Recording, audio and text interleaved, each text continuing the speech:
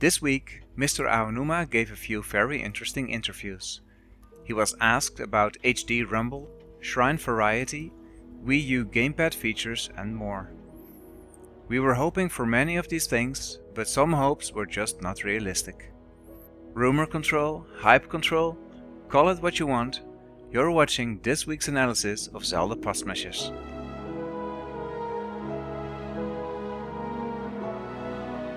There have been several French interviews that were very insightful, more so than some of the English interviews of a few days earlier.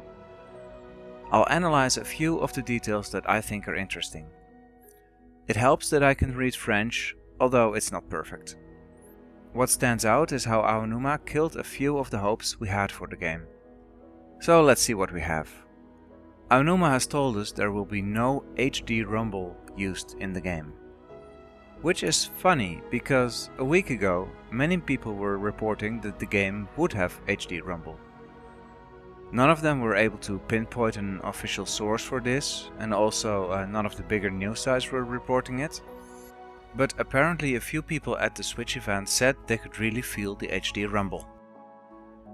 Perhaps it's just slightly better rumble than the Wii U can have? If I understand it correctly, the rumble feature on Switch uses completely different technology. So if the developers had to implement pretty normal rumble effects, it would probably already feel better on the Switch. I've read people mention how pulling the bowstring, for example, feels really nice. But Aonuma said it won't be used. He mentioned the 1-2 switch game, where you have to sense how many balls there are in the controller, so to speak. Perhaps that's what he meant. The game won't have any gameplay elements that rely on the HD rumble functionality. So don't expect anything fancy, but the basic rumble could still feel a bit better than on Wii U. Now, Aonuma is interested in the feature, so in the next Zelda we could have these little puzzles or minigames that use the new tech. And imagine that how your sword strike feels depends on what you're hitting. Squishy enemies would feel different than armored ones, for example. For Breath of the Wild, they probably didn't want to have a half-done feature in the game. By the way, I hope to experience the HD rumble and more at an upcoming Switch event in Amsterdam, which should be in a few weeks, but I don't know if I'm invited yet. Another thing that's apparently not coming is differently themed shrines. Aonuma has explained that they didn't make the shrines like they made the dungeons in other games, with themes like forest, fire and ice. He said the shrines are all built on a pretty similar base. As you may have heard in previous videos, one of my biggest hopes was differently themed shrines. A bunch with lava seeping through the cracks in the wall, or a few frozen ones, or everything covered with vines. Or even better, just lots of normal dungeons. But now it sounds like it will be more like the rooms in Portal, if you've played that. Same style for every room, even though we'll still get enough variation with the puzzles. At least some of them will be bigger and have a boss fight at the end, so that's cool. I do have a bit of hope left, because the latest trailer showed some indoor areas that clearly were in shrines. Perhaps there will be multiple places in the overworld that feel like classic themed dungeons. During development of Skyward Sword, they said they were trying to blur the boundaries of dungeons and the overworld. In the end, it wasn't really that noticeable, but Breath of the Wild seems like a good place to re-implement this idea. Still, better not get your hopes up. And also, if you're going to comment about this, remember that lots of people don't want to hear the number of shrines yet. So, something we already kind of knew but is now confirmed is the lack of gamepad features on Wii U. Like I've mentioned before on my channel, the Wii U will no longer show the map or inventory on the secondary screen. Nintendo didn't want one version of the game to have exclusive features. So, because the Switch doesn't have a second screen, they removed the feature from the Wii U version. This was seen and hinted at before, but now it's confirmed by Aonuma himself. I can understand Nintendo here, but it is a bit of a shame. I was looking forward to it, especially studying the map while riding horse. Some games, like World of Warcraft, let you watch the map without pausing, but so far we haven't seen that function in Breath of the Wild either. So another thing the game won't have is dual audio.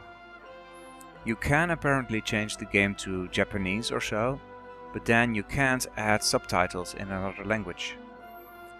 That's a shame, because it's a feature that a lot of fans wanted. What I sometimes do in a game is set the language to French, just to practice. An option to have English subtitles with that would have been nice. Will Nintendo maybe add the option in a patch, now that they know this is something many people want? The good news here is that all cutscenes are apparently voice acted. At first Nintendo only wanted to do a few of them, but they ended up voicing everything in the cutscenes. Please realize that this does not include what NPCs tell you during gameplay. We don't know if regular quests will give cutscenes and if those will be voice acted as well. Aonuma might just be talking about the cutscenes for the main quest here. Speaking of sound, let's talk about something the game will have. Aonuma keeps mentioning how the sound is better on Switch. I find that very interesting, because you wouldn't really expect it to make much of a difference. Not noticeable anyway. So I was thinking, perhaps the Switch can output sounds of more sources? More sound effects at once, so to speak? Perhaps Wii U is limited to 5 environmental sounds or so. Link's footsteps, the wind rustling through the grass, fires burning, birds singing, and a boar moving through the canopy. 5. But then on Switch, perhaps you can hear up to 10 sounds. So now you can also hear Death Mountain rumbling in the distance, you can hear water stream behind the trees, maybe some more boars behind you, etc. Or perhaps it will only be surround sound on Switch and not on Wii U? I don't know, it just seems odd to me that Aonuma keeps mentioning this. So tell me, what do you think he could mean? So, now that we have that out of the way, let's go through some other notable news of the last week. The Wolf Link amiibo is finally being sold separately in North America. This was already the case in Europe, although shops here hardly have any amiibo left on the shelves. At least in the Netherlands, I hardly see them. Whenever I see amiibo here in stores, it's just the latest bunch or maybe the more popular ones, and definitely not the Wolf Link amiibo. So it looks like Nintendo wants to make the amiibo widely available, because it does something pretty neat in the game. Still, in one of my previous videos I explained that multiple pet options does seem likely. Then there was some more info about how the memories work, but I just saw the news headline for it and I didn't read it. I'd like to be surprised about that while I play the game. What I did find interesting is how many other open world games Aonuma has been playing. He says that he has played Skyrim, Grand Theft Auto and The Witcher 3. He has even been studying them. But fortunately he also talked about a certain Zelda flavor that makes Nintendo's games unique. And apparently he's friends with Fumito Ueda, the creator of Shadow of the Colossus and The Last Guardian. I really loved Shadow of the Colossus, and I hope to play The Last Guardian as well one day. I think it's a really good sign that they've been playing these other games. Together with some favorite features that are returning from previous Zelda games, it explains why Breath of the Wild looks so good. Interestingly, Aonuma did not play Dark Souls. People have been speculating about the seemingly high difficulty of Breath of the Wild, and how that could be to cater to the Dark Souls crowd. But how he puts it here, that's not what he had in mind. He says, "I imagine that a Zelda with extremely rigorous combat would perhaps be a Dark Souls." That suggests that the rigorous combat is not in Breath of the Wild. But we've also seen some pretty brutal damage done by enemies, so hopefully there are options to make the game challenging. About the screenshot released on last Wednesday, I'll just say two things. I'm okay with seeing this same village again, instead of something new. We now know we're so close to launch, I don't need to see every corner of the world. But the other thing, something I don't like, is how they posted a 720p screenshot again. We know the Switch version has a higher resolution with 900p. Can't they share those instead? Don't get me wrong, it still looks pretty, but it can be prettier. Now right when I was about to start recording, the concept art showed up. And wow, it's gorgeous. And at such a high resolution this time. You can really see how much detail went into the design. Again, it reminds me of Okami, which I still haven't finished, by the way. I tried translating the letters on the blue flags, but I'm stuck. The left one seems to be an A with an extra horizontal stroke, but the right one isn't from any Hylian alphabet I could find. Unless I'm missing something, because I couldn't really take the time for this. That drawing on the left shows the building on a much higher rock than we can see in the game so far. It looks pretty epic that way, but in the village we've seen, it wouldn't look that great.